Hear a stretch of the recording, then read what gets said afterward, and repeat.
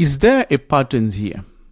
A pattern where Chinese companies are just bad into doing mining activities in Africa?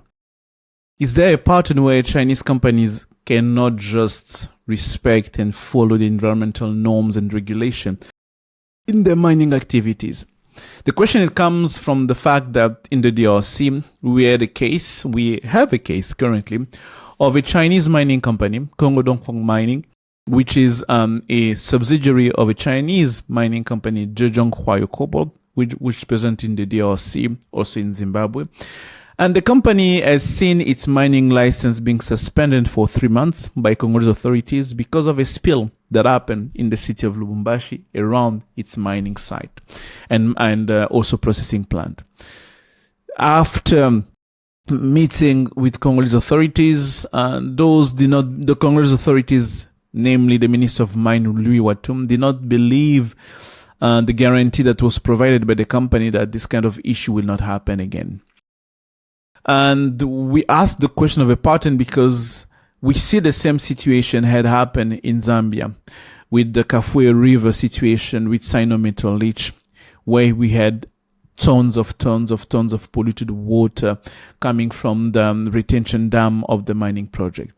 So when we see all those cases, you cannot fail but wonder what's going on here. What's going wrong in those mining operations? The common thread of those mining operations, we have Chinese companies, both in the case of DRC and Zambia. Both of them apparently and seemingly had a very low standard and norms and regulation on how to keep the mining and the retention dam, in check according to international norm and standard to avoid those kind of spill taking place. The question also can be asked by saying, what's different? Because let's face it, Chinese company, it's not every Chinese company everywhere which has all those kind of situations. But we see those situations taking place on a recurrent basis on certain parts of the world, especially in many countries in Africa. In the case of the DRC, this is not going to be the first Chinese company which is pointed, finger by authorities and international organizations or NGOs, local NGOs. We had a case of Comis, which is a joint venture company between Zijin Mining and the state-owned mining company Jekamin in the DRC. They were also responsible of cases of pollution because the mining project in Kolwezi was emitting carbonic gas that was polluting the environment and making people sick. And we also had another case in other many cases, not only in DRC, in Zimbabwe as well. So, but when you look at all of that, people have the rights to ask, is it a thing? Is it a Chinese thing? At the end, are Chinese just not good into following norms and regulation and not implementing them? Even when those norms and regulations exist, they just seem not willing to implement them as they should be implemented. But when you look at the broader context, you also see that except Chinese company, we also have other cases where you have Kazakh company, for example, in the case of the DRC. The company called Boss Mining, which belonged to ERG, Eurasian Group, which is a Kazakh company, had a similar situation last year with Congolese authorities deciding to suspend the mining licenses because there were reports of multiple violation of regulation regarding pollutions and protection of the environment. So we have a context where it might be a combination of both where you have opportunistic business, Chinese company trying to take advantage of an environment made of like corruption, bad governance, lack of transparency, lack of clear policies on how to implement regulation that will exist. It can be a combination of all of them all put together that create those kind of situation.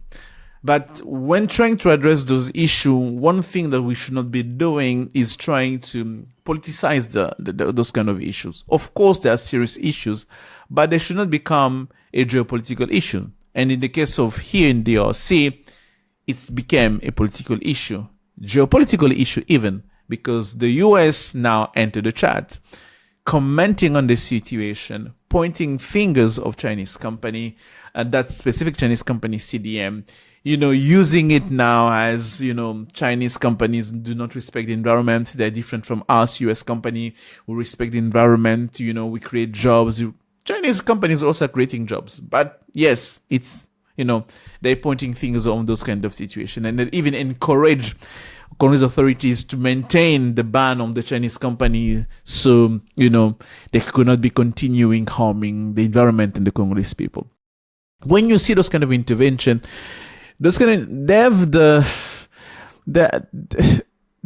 tendency to create a counter reaction from Chinese authorities and Chinese embassies, believing that yes, the US is behind those kind of moves, because we saw that in the case of Zambia, where in the case of Kafue with Sino-Metal Each, once the US intervened with a communique, blaming Chinese companies, they even went to Congress mentioning that. The Chinese embassy reacted by saying, yes, the US is behind that, especially since the issue is now in front of a court today. So Chinese are saying that Americans are behind those kind of moves because they want to hurt Chinese interests in those countries. Let's face it, in both cases, the Chinese companies had admitted they were wrong. They should have done things better. They should have done a better job into protecting those dams. But yet they didn't do that. And you have those kind of issue taking place. So having that, the question is, how do we move forward? What should we be doing to avoid those situations happen again? Where should we be acting in a way that we avoid those situations to repeat themselves again?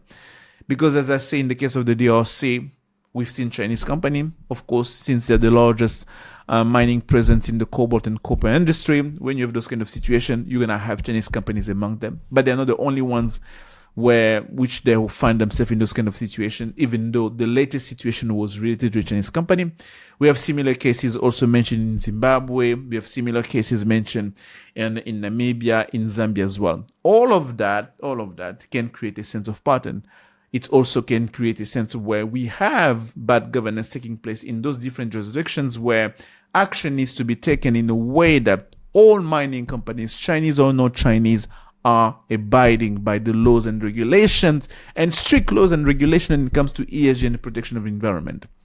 So I'm just putting it out there, so for you to reflect on, for us all to reflect on these issues. I don't know, what do you think? Can you share me your thought and your ideas? What do you think that is? Do you think that Chinese companies are intrinsically bad? It means that they do not like the environment. That's why they have very, very lax regulation when it comes to ESG norms and startup. Or do you think it's something else taking place here?